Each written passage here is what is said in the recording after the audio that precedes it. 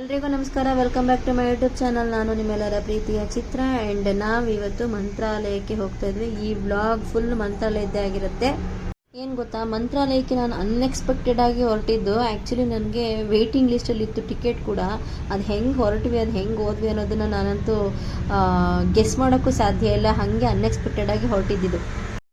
ಸಿದಿರಲ್ರಿ ರೇಷ್ಮಾ ಆಯ್ ಆಯ್ ಆಯ್ 4 ಗಂಟೆಗೆ ಇಳಿಬೇಕಾಗಿದ್ದಕ್ಕೆ 2 ಗಂಟೆಗೆ ಎಬ್ಸಿದ್ವಿ.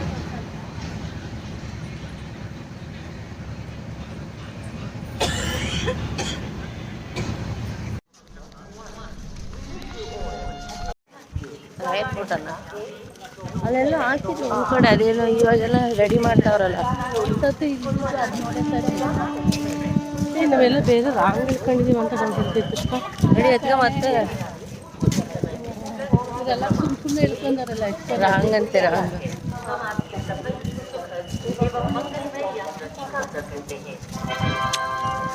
ಗೈಸ್, ಏನು ಗೊತ್ತಾ, ನಂಗೆ ತುಂಬ ದಿವಸದಿಂದ ಮನಸ್ಸು ಸರಿ ಇರಲಿಲ್ಲ. ನಾನು ಸುಮ್ಮನೆ ಮನೇಲಿ ಕೂತಿದ್ದೆ. ಅನ್ಎಕ್ಸ್ಪೆಕ್ಟೆಡ್ ಆಗಿ ರೇಷ್ಮಾ ಬಂದು ಹೋಗ್ತಾ ಇದ್ದೀವಿ ಅಂತಂದು ಅವ್ರು ಆಲ್ರೆಡಿ 2 ತಿಂಗಳು ಮೊದಲೇನೆ ಬುಕ್ಕಿಂಗ್ ಆಗಿತ್ತು. ಬಟ್ ಸ್ಟಿಲ್ ಹೆಂಗಾಯ್ತಪ್ಪ ಅಂದ್ರೆ ನಾನು ಅವ್ರ ಜೊತೆ ಹೋಗೋ ಥರ ಆಯಿತು. ಏನೋ ಹೇಳ್ತಾರಲ್ಲ, ಭಗವಂತ ಕರೆಸ್ಕೋಬೇಕು ಅಂತ ಅಂದರೆ ಎಲ್ಲಿ ಪಾತಾಳದಲ್ಲಿ ಅಡಗಿದ್ರು ಕರೆಸ್ಕೊಂಡ್ಬಿಡ್ತಾರಂತೆ. ಹಂಗಾಯ್ತು. ದೇವರ ಆಟ ಬಲ್ಲವರಾರು.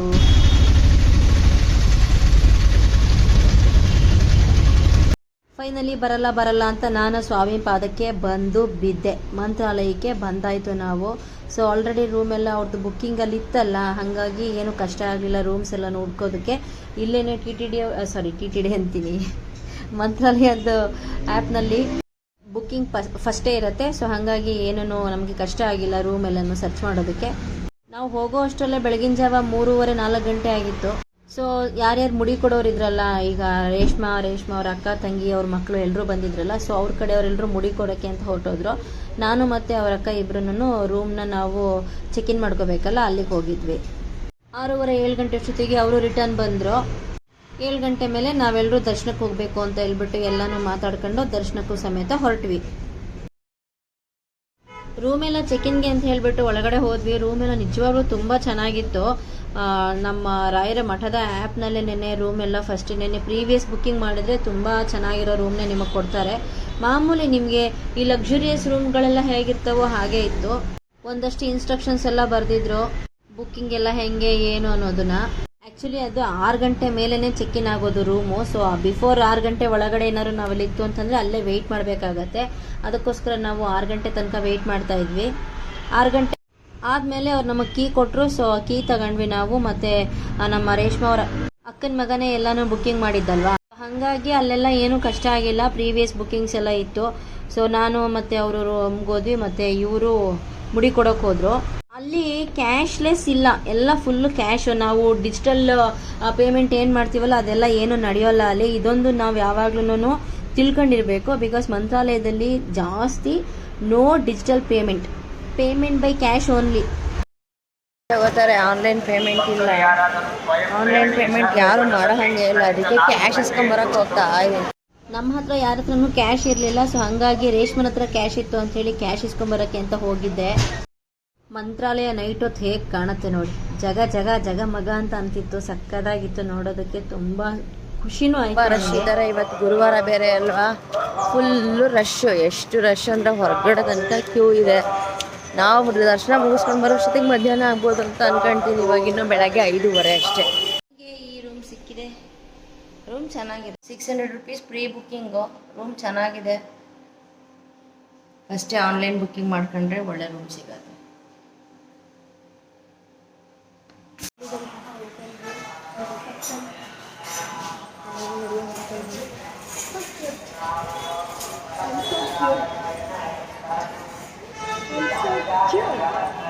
ರೆಡಿಯಾಗಿ ನಾಮ ಹಾಕಿಸ್ಕೊಂಡು ಬೆಳಗಿನ ಜಾವ ಮತ್ತೆ ಮಂತ್ರಾಲಯಕ್ಕೆ ಬಂದ್ವಿ. ಅಂದರೆ ದೇವಸ್ಥಾನ ಹತ್ರ ಬಂದ್ವಿ. ಆ್ಯಕ್ಚುಲಿ ವಿಷಯ ಏನು ಗೊತ್ತಾ, ನನಗಂತೂ ಸತ್ಯವಾಗ್ಲೂ ದೇವಸ್ಥಾನಕ್ಕೆ ಹೋಗೋ ಯಾವ ಇಂಟ್ರೆಸ್ಟು ಇರಲಿಲ್ಲ. ಅದು ಹೆಂಗೆ ನಾನು ಹೊರಟೆ, ಅದು ಹೆಂಗೆ ರಾಯರ್ ನನ್ನ ಕರೆಸ್ಕೊಂಡ್ರು ನನಗಂತೂ ನಿಜವಾಗ್ಲೂ ಗೊತ್ತಿಲ್ಲ. ಬಟ್ ಕರೆಸ್ಕೊಂಡ್ರು, ತುಂಬ ಖುಷಿ ಆಯಿತು. ದರ್ಶನನೂ ತುಂಬ ಚೆನ್ನಾಗಾಯಿತು. ದೇವಸ್ಥಾನ ನೋಡೋಕ್ಕಂತೂ 2 ಕಣ್ಣು ಸಾಲದು. ಪ್ರತಿ ಸರಿ ಅನ್ಕೊಳ್ಳವು ನಾವು ಹಂಗೆ ಹೋಗ್ಬರೋಣ ಅಂತ, ಬಟ್ ಹೋಗೋಕ್ಕಾಗಿರಲಿಲ್ಲ. ರಶ್ ನೋಡಿ, ಅಲ್ಲಿ ಅವತ್ತು ಗುರುವಾರ ಆಗಿದ್ದರಿಂದ ಹೆವಿ ರಶ್ ಇತ್ತು. ಅನ್ನದಾನ ಪ್ಲಸ್ ದರ್ಶನ 2 ಸೇರಿದ್ರೆ ಪರ್ ಪರ್ಸನ್ 250 ರುಪೀಸ್ ತಗೊಳ್ಳಿ. ನಾವು 6 ಜನ, ಸೊ 1500 ರುಪೀಸ್ ತಗೊಂಡಿದ್ದೀವಿ.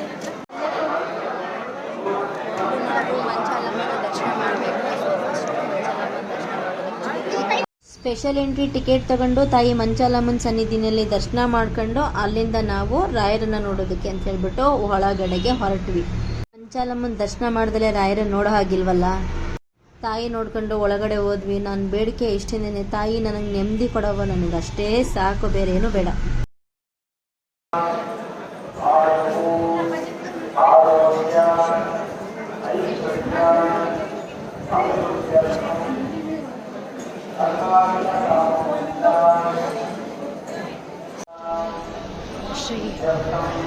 ಇದು ಅನ್ನದಾನ ಮತ್ತು ಇದು ಸ್ಪೆಷಲ್ ಎಂಟ್ರಿ ಕ್ಯೂ, ಅದು ಬೇರೆ ಕ್ಯೂ ಇದೆ. ತುಂಬ ಜನ ಜಾಸ್ತಿ ಇದ್ದಾರೆ, ಅದಕ್ಕೆ ನಾವು ಇದನ್ನು ತಗೊಂಡಿದ್ದೇವೆ.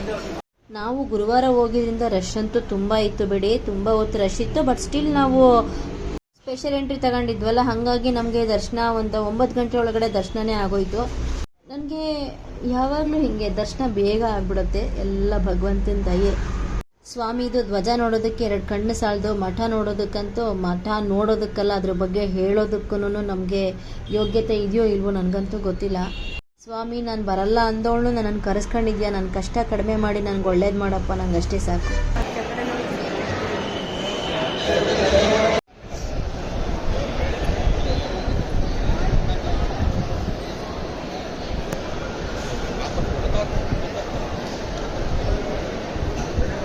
ರೇಷ್ಮೆ ಮೊಬೈಲ್ ಬಿಡಲ್ಲ, ಅದಾಗಲ್ಲ.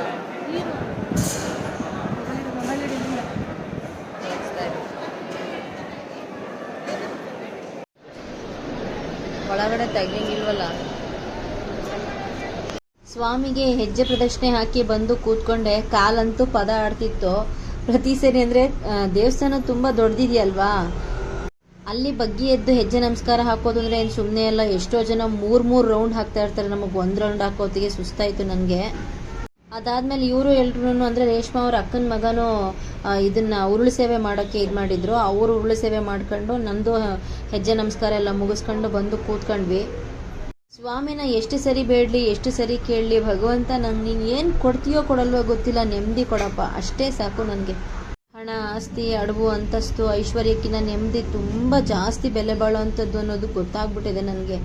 ನಾನು ನೆಮ್ಮದಿ ಸಿಕ್ಕಿದ್ರೆ ಸಾಕು, ಭಗವಂತನ ದಯದಿಂದ ನನಗೆ ಅಷ್ಟು ಕೊಟ್ಟರೆ ನನಗಿನ್ನೇನು ಬೇಕಪ್ಪ. ಭಗವಂತ ನಾನು ಕೇಳಿದೆ ನನಗೆಲ್ಲನೂ ಕೊಟ್ಟಿದ್ದಾರೆ, ಏನನ್ನೂ ಕಡಿಮೆ ಮಾಡಿಲ್ಲ. ನನಗೊಂಚೂರು ನೆಮ್ಮದಿ ಕೊಟ್ಟರೆ ಸಾಕು.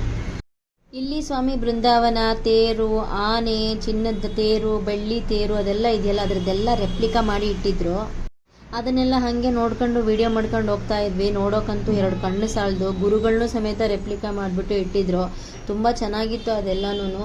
ಬೆಳ್ಳಿ ಚಿನ್ನದ್ದು ಸಾಯಂಕಾಲಕ್ಕೆ ಮತ್ತೆ ಮೆರವಣಿಗೆ ಬರುತ್ತೆ, ಆವಾಗ ನೋಡ್ಬೋದಿತ್ತು ಅಂತಂದರು. ಬಟ್ ಸಾಯಂಕಾಲ ತನಕನೂ ನಮಗೆ ಸಿಕ್ಕತ್ತಾ ಇಲ್ವಾ, ಮತ್ತೆ ಬೇರೆ ಕಡೆ ಬೇರೆ ಸ್ಥಳಗಳು ಬೇರೆ ಇದೆಯಲ್ಲ, ಅದನ್ನೆಲ್ಲ ಹೋಗಿ ನೋಡ್ಕೊಂಡು ಬರೋಣ ಅಂತ ಹೇಳ್ಬಿಟ್ಟು ಯೋಚನೆ ಮಾಡ್ಕೊಂಡು ಅನ್ಕೊತಾ ಇದ್ವಿ. ಬಟ್ ನಮ್ಮ ಅದೃಷ್ಟ ಚೆನ್ನಾಗಿತ್ತು, ನಮಗೆ ಸಂಜೆನೂ ಸಮೇತ ಭಗವಂತನ ದರ್ಶನವೂ ಆಯಿತು.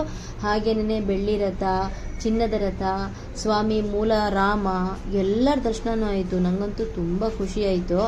ಆ್ಯಕ್ಚುಲಿ ನಾನು ಗುರುವಾರದೊತ್ತು ರಾಯರನ್ನ ದರ್ಶನ ಮಾಡಿಯೇ ಇಲ್ಲ, ಇದೇ ಫಸ್ಟ್ ಟೈಮು. ರಾಯರೇ ಕರೆಸ್ಕೊಂಡಿದ್ದಾರೆ, ನನಗೆಲ್ಲದರಲ್ಲೂ ಒಳ್ಳೇದು ಮಾಡ್ತಾರೆ. ನನ್ನ ಮಕ್ಕಳಿಗೆ ಒಳ್ಳೆ ವಿದ್ಯಾಭ್ಯಾಸ ಕೊಟ್ಟು, ಆಯಸ್ಸು ಆರೋಗ್ಯ ಕೊಟ್ಟು, ಒಳ್ಳೆ ಬುದ್ಧಿ ಕೊಟ್ಟು, ನನಗೊಂಚೂರು ನೆಮ್ಮದಿ ಕೊಟ್ಟು ಕಾಪಾಡಪ್ಪ ಶ್ರೀ ರಾಘವೇಂದ್ರ ಅಂತ ಬೇಡ್ಕೊಂಡು ಬಂದೆ.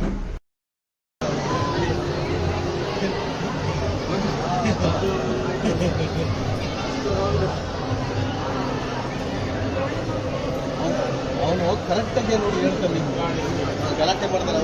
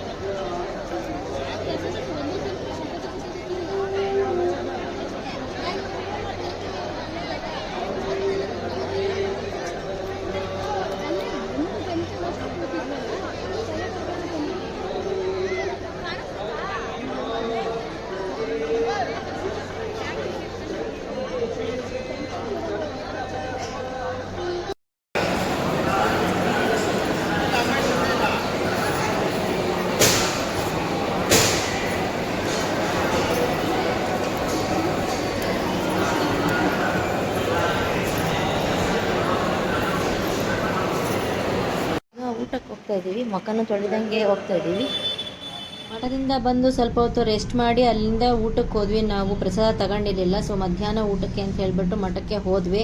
ಊಟನೂ ಆಯಿತು. ಊಟ ಮುಗಿಸ್ಕೊಂಡು ಆಚೆಗೂ ಬಂದು ಮತ್ತೆ ಸುತ್ತಮುತ್ತ ಇರುವಂತಹ ಬೇರೆ ಸ್ಥಳಗಳಿಗೆ ಹೋಗೋಣ ಅಂತ ರೆಡಿ ಆದ್ವಿ. ಊಟ ಮುಗಿಸ್ಕೊಂಡ್ವಿ, ಹೋಗ್ತಾ ಇದ್ದೀವಿ. ಇದೇಶ್ ಮಮ್ಮಿ ವಿಡಿಯೋ ಮಾಡ್ತಾವಳೆ. ನೀನು ಡೊನೇಷನ್ ಇಲ್ಲ, ನೀನು ಇಲ್ಲಿ ಮಾಡೋ ಡೊನೇಷನ್ ಇಲ್ಲೇ ಮಾಡಬೇಕಿತ್ತ. ವ್ಲಾಗ್ ಏನದ ಏನ ಬ್ಲಾಗ್ ಬ್ಲಾಗ್ ಬ್ಲಾಗ್ ಬ್ಲಾಗ್.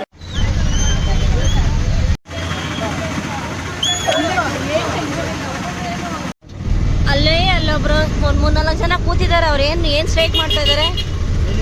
ಅಲ್ಲಿ ಯಾರೋ ಸ್ಟ್ರೈಕ್ ಮಾಡ್ತಿದಾರಲ್ಲ, ಏನಕ್ಕೆ ಸ್ಟ್ರೈಕ್ ಮಾಡ್ತಿದಾರೆ ಆ ಥರ? ಹಾಂ,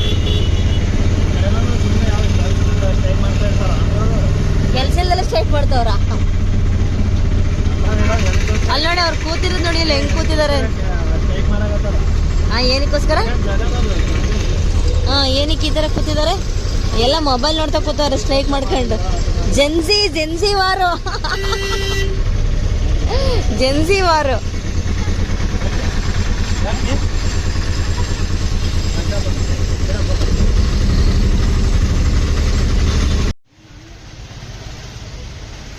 ಅಲ್ಲಿಂದ ಬಂದು ಆಂಜನೇಯ ಸ್ವಾಮಿ ದರ್ಶನ ಮಾಡ್ಕೊಂಡ್ವಿ. ಅಲ್ಲಿಂದ ನಾವು ಏನದು ಟಮ್ ಟಮ್ ಇಟ್ಕೊಂಡು ಹೊರಟ್ವಿ.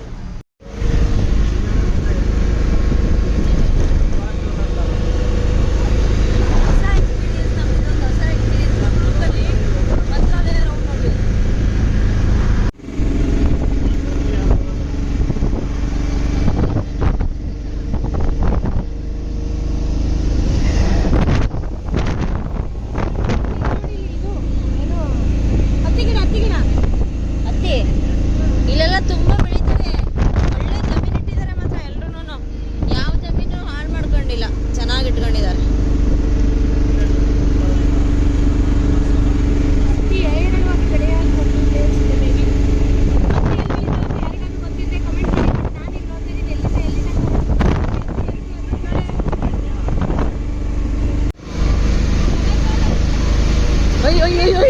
ಆಟ ಡ್ಯಾನ್ಸ್ ಮಾಡ್ತಿದ್ದ ಆಟೋ.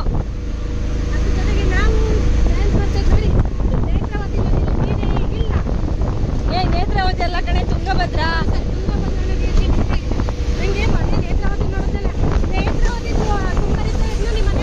ಪಂಚಮುಖಿ ಆಂಜನೇಯ ಸ್ವಾಮಿ ದೇವಸ್ಥಾನಕ್ಕೆ ಬಂದಿದ್ದೀವಿ. ಜೈ ಶ್ರೀರಾಮ್.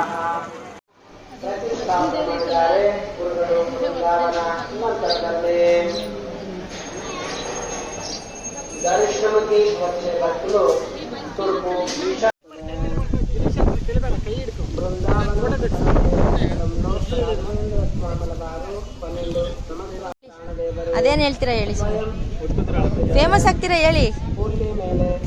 ಬೇಡವಾ ಅದೇನೋ ಹೇಳಿದ್ರಲ್ಲ, ಹೇಳಿ ಹೋಗಿ, ಹೇಳಿ ಒಂದ್ಸರಿ. ಅದೇನು ಹೇಳಿದ್ರಿ ಹೇಳಿ. ಏನು ನನ್ನ ಮುಖದಲ್ಲಿ ಏನ್ ಕಾಣಿಸ್ತಿದೆ ಹೇಳಿ ಹೋಗ್ಲಿ.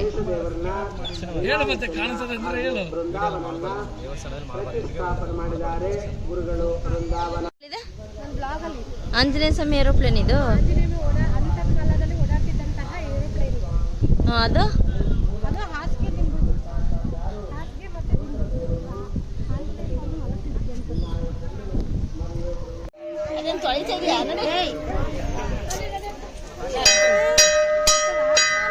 ಪಕ್ಕದಲ್ಲೇ ಕೂಡ ಮಾಂಚಲಮ್ಮ ನೋಡಿ ಬಂದ್ರ. ಮಾಂಚಲಮ್ಮ ಇಲ್ಲಿ ಲಕ್ಷ್ಮೀದೇವಿ ಬಂಡೆಯಲ್ಲಿ ಉತ್ಪಮೂರ್ತಿ. ಅವಾಗ ಮಂತ್ರಾಲಯಕ್ಕೆ ಹೋಗೋ ಮುಂಚೆ ಇಲ್ಲಿ ರಾವೇಂದ್ರ ಸ್ವಾಮಿಗಳೇ ಬಂದು ಯಮನ ಹತ್ರ ಅನುಗ್ರಹ ತಗೊಂಡೆ. ಆ ಪಂಚಮುಖಿ ಪ್ರಾಣಿದೇವರ ಹತ್ರ 12 ವರ್ಷದಲ್ಲಿ ರಾವೇಂದ್ರ ಸ್ವಾಮಿ ತಪಸ್ ಮಾಡಿದಾರ. 16ನೇ ಶತಮಾನದಲ್ಲಿ ಆ ತಪಸ್ಸು ಮೆಚ್ಚಿ ಆ ಆಂಜನೇಯ ಸ್ವಾಮಿ ಬಂಡೆಯಲ್ಲಿ 5 ರೂಪದಲ್ಲಿ ರಾಯರಿಗೆ ದರ್ಶನ ಕೊಟ್ಟು ಪಾದಗಳಿದ್ದಾವೆ. 8 ರಸದಲ್ಲಿ ಉತ್ತಮ ಪಾದಗಳು ಸಾಕ್ಷಿತವಾಗಿ ರಾವೇಂದ್ರ ಸ್ವಾಮಿಗಳಿಗೆ ಮಂತ್ರಾಲಯಕ್ಕೆ ಹೋಗ್ಲಿಕ್ಕೆ ಅಂತ ದಾರಿ ತೋರಿಸ್ಕೊಡಿದ್ರು. ಉತ್ತಮ ಪಾದಗಳಿದ್ದಾವ. ಆ ಮಧ್ಯದಲ್ಲಿ ಆಂಜನೇಯ ಸ್ವಾಮಿ, ಆ ನರಸಿಂಹ, ಗರುಡ, ಅಯ್ಯಗ್ರೀವ ವರಹ 5 ಮುಖದಲ್ಲಿ ಆಂಜನೇಯ ಸ್ವಾಮಿ ಗುರು ರಾವೇಂದ್ರ ಸ್ವಾಮಿಗಳಿಗೆ ದರ್ಶನ ಕೊಟ್ಟಿದ್ದಕ್ಕೆ ಪಂಚಮುಖ ಅಂತ ಕ್ಷೇತ್ರ ಸ್ಥಾನಕ್ಕೆ ಇದೇ ಕ್ಷೇತ್ರ. ಪಂಚಮುಖ ಅಂದ್ರೆ ರಾಯರ ತಪ್ಪಭೂಮಿ, ರಾಯರ ಮನಿದೇವರು. ತಿರುಪತಿ ವೆಂಕಟೇಶ್ವರ ಸ್ವಾಮಿ, ಲಕ್ಷ್ಮೀದೇವಿ ಆಂಜನೇಯ ಸ್ವಾಮಿ ಇವರೆಲ್ಲರೂ ದರ್ಶನ ತಗೊಂಡ ಮಂತ್ರಾಲಯಕ್ಕೆ ಹೋಗಿ ಮಾಂಚಲಮ್ಮ ನೋಡಿ ಬಂದ್ರ. ಮಾಂಚಲಮ್ಮ ಆ ಮಾಂಚಲಮ್ಮ ಇರ್ಲಿಕ್ಕೆ ತಲೆ ಕೊಟ್ಟಿದ್ದಾರೆ. ಆ ಗುರುಗಳ ಮಂತ್ರಾಲಯದಲ್ಲಿ ಬೃಂದವನಾಗಿದ್ದಾರ. ಇಲ್ಲಿ ಶಂಕು ಚಕ್ರ ಯಾರಿಗೆ ದರ್ಶನ ಕೊಟ್ಟಿದ್ದಾರ, ಆ ಗುರುಗಳಿಗೆ ತಪಸ್ ಮಾಡಕ್ಕೆ ಆಂಜನೇಯ ಸ್ವಾಮಿ ಈ ತಾಯಿ ತರಿಸ್ಕೊಟ್ಟಿದ್ರ. ಇಲ್ಲಿ ಗ್ರಾಮಸ್ಥರು ಎರೆಕೆಲ ಮಂತ್ರ ಅರಿಕೆ ನಿಂತಾರೆ. ಆ ಎರೆಕೆಲ ಮಂತ್ರದಿಂದ ಶಂಕು ಚಕ್ರ ಕಮಲ ಹಸ್ತದಿಂದ ಯಾರಿಗೆ ದರ್ಶನ ಕೊಟ್ಟಿದ್ದಾರೆ. ಮಹಾಲಕ್ಷ್ಮೀ ದೇವಿ ಕ್ಷೇತ್ರ ದೇವತಾ ಉತ್ಪಮೂರ್ತಿ ಪಂಚಮುಖ ಅಂದ್ರೆ ರಾಯರ ತಪಭೂಮಿ. ಹಾಗೆ ಮಾಡಿ ಮಹಾಲಕ್ಷ್ಮೀ ದೇವದ ಇನ್ನೊಬ್ಬರ ದೃಶ್ಯ ಏ ಬರುತ್ತೆ ಹಿಡ್ಕಳೆ. ಅಯ್ಯತ್ತೆ ಒಂದ್ಸರಿ ಅವಳಿ, ಒಂದ್ಸರಿ ಅತ್ತೆ ಬರುತ್ತಿತ್ತಾಳೆ.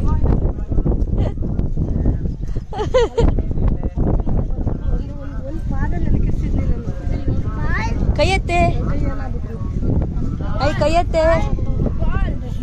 ಓ ರಾಜಕಾರಣಿ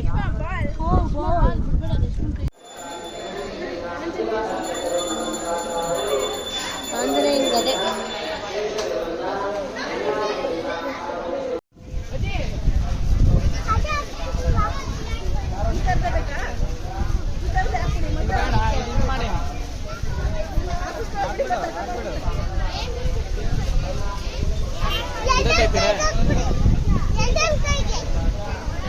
ತೋರ್ಸು ತೋರ್ಸು ತೋರ್ಸು.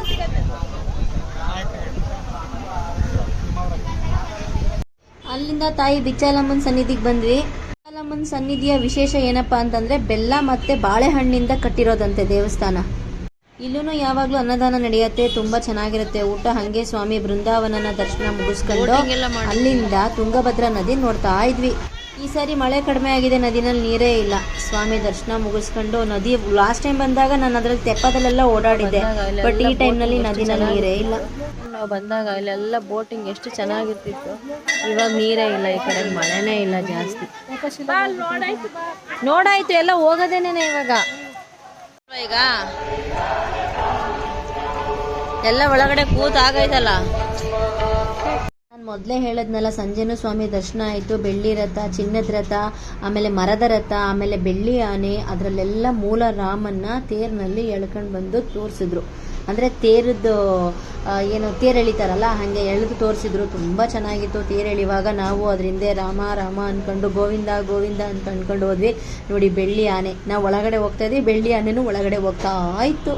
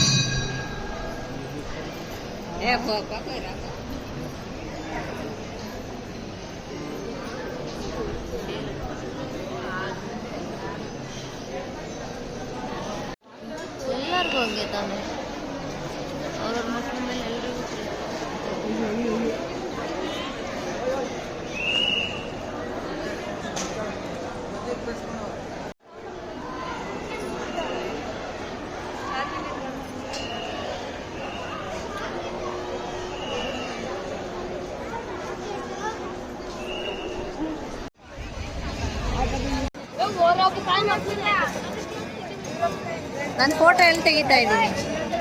ನಾನು ವಿಡಿಯೋ ಮಾಡ್ತಾ ಇರೋದು, ಅದು ಇವಾಗಲೇ ಮಾಡ್ತಾ ಇರೋದು. ಎಲ್ಲಿ ಮಾಡಿದೆ ನಾನು? ನಿನ್ನ ಬೆಳಗ್ಗೆ ಕರೆದೆ, ನೀವು ಯಾರು ಬರಲಿಲ್ಲ, ನಾನು ಮಾಡಲಿಲ್ಲ. ಅವಳು ಮತ್ತೆ ಬರ್ತಾ. ಫೈನಲಿ ನಮ್ಮ ಮಂತ್ರಾಲಯ ಮುಗಿಸಿ ಕುತ್ಕೊಂಡಿದ್ದೀವಿ ರೈಲ್ವೆ ಸ್ಟೇಷನಲ್ಲಿ. ಆಗಲೇ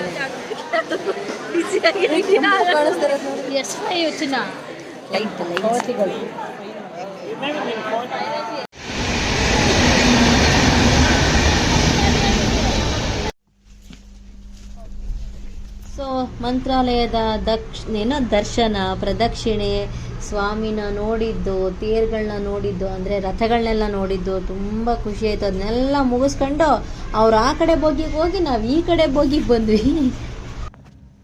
ನಾನು ಮೊದಲೇ ಹೇಳಿಲ್ವಾ, ನನಗೆ ಟ್ರೈನ್ ಟಿಕೆಟು ವೆಯ್ಟಿಂಗ್ ಲಿಸ್ಟಲ್ಲಿ ಇತ್ತು, ಬುಕ್ಕಿಂಗೇ ಆಗಿರಲಿಲ್ಲ. ಬಟ್ ಆದರೂ ನಾನು ಟ್ರೈನ್ ಹತ್ತಿಬಿಟ್ಟೆ. ಮತ್ತೆ ಅಲ್ಲೋಗಿ ಜನರಲ್ ಟಿಕೆಟ್ ತಗೊಂಡು ಹೆಂಗೆಂಗೋ ಅಡ್ಜಸ್ಟ್ ಮಾಡ್ಕೊಂಡು ಹೋಗ್ತಾ ಹೋದೆ. ಬರ್ತಾ ಏನು ಮಾಡೋದು, ಆಮೇಲೆ ಬರ್ತಾ ನಾನು ಎಕಾನಮಿ ಕ್ಲಾಸ್ನ ಬುಕ್ಕಿಂಗ್ ಮಾಡ್ಕೊಂಡೆ. ಸೊ ಅದರಲ್ಲಿ ನನಗೆ ಬುಕ್ಕಿಂಗ್ ಸಿಕ್ತು, ಅದು RAC ಸಿಕ್ಕಿತ್ತು. ಅದರಲ್ಲೂ ರಾತ್ರಿ ಎಲ್ಲ ನಿದ್ದೆ ಇಲ್ಲ. ಬೆಳಗಿನ ಜಾವ 3 ಗಂಟೆವರೆಗೂ ಅಡ್ಜಸ್ಟ್ ಮಾಡ್ಕೊಂಡು ಕೂತ್ಕೊಂಡು 3 ಗಂಟೆ ಮೇಲೆ ಮಲ್ಕೊಂಡಿದ್ದು ನಾನು. ಬೆಳಗಿನ ಜಾವ ಕರೆಕ್ಟಾಗಿ 3 ಗಂಟೆಗೆ ಮಲ್ಕೊಂಡೆ. 11:30 ಅಷ್ಟೊತ್ತಿಗೆ ಟ್ರೈನು ಹಾಸನ್ಗೆ ಬಂತು. ಸೊ ಬೋಗಿ ಚೇಂಜ್ ಆಗಿದ್ರಿಂದ ನಾವು ಅವ್ರ ಹತ್ರ ಮಾತಾಡೋಕ್ಕಾಗಿಲ್ಲ, ಅವ್ರು ನಮ್ಮ ಹತ್ರ ಮಾತಾಡೋಕ್ಕಾಗಲಿಲ್ಲ. ಎಲ್ಲ ಬೇರೆ ಬೇರೆ ಕೂತಿದ್ವಿ. ನಾನು ಒಬ್ಬಳೇ ಒಂಟಿ ಇಲ್ಲಿ, ಅವರೆಲ್ಲರೂ ಒಂದು ಗ್ರೂಪು ಅಲ್ಲಿ. ಸೊ ನನ್ನ ಜೊತೆಗೆ ಯಾರು ಮಾತಾಡೋರೇ ಇರಲಿಲ್ಲ. ರಾತ್ರಿ ಇಡೀ ಸ್ವಲ್ಪ ಹೊತ್ತು ಕೂರೋದು ಮಲ್ಗೋದು ಇದೇ ಕೆಲಸ ಆಗೋಯ್ತು. ಬೆಳಗ್ಗೆ ಒಂದು 2:30-3 ಗಂಟೆ ಹಂಗೆ RAC ನಾವೇನು ಶೇರ್ ಮಾಡ್ಕೊಂಡಿದ್ವಲ್ಲ, ಅಲ್ಲಿ ಇನ್ನೊಬ್ರಿಗೆ ಅವ್ರಿಗೆ ಬೇರೆ ಕಡೆ ಕೊಟ್ಟರು. ಸೊ ಹಾಗಾಗಿ ಆವಾಗ ನಾನು ಮಲ್ಕೊಂಡಿದ್ದಾಯಿತು. ಎಕಾನಮಿ AC-ನಲ್ಲಿ ಸ್ಲೀಪರ್ ತುಂಬ ಚೆನ್ನಾಗಿತ್ತು. ಅಲ್ಲಿ ಬೆಡ್ಶೀಟು, ಬೆಡ್ ಸ್ಪ್ರೆಡ್ಡು, ಆಮೇಲೆ ಪಿಲ್ಲೋ ಕವರ್ಸು ಎಲ್ಲನೂ ಕೊಟ್ಟಿದ್ರು. ಆರಾಮಾಗಿ ನಿದ್ದೆನೂ ಬಂತು. ಮುಗಿಸ್ಕೊಂಡು ಸೀದಾ ಹಾಸನಕ್ಕೆ ಬಂದ್ವಿ.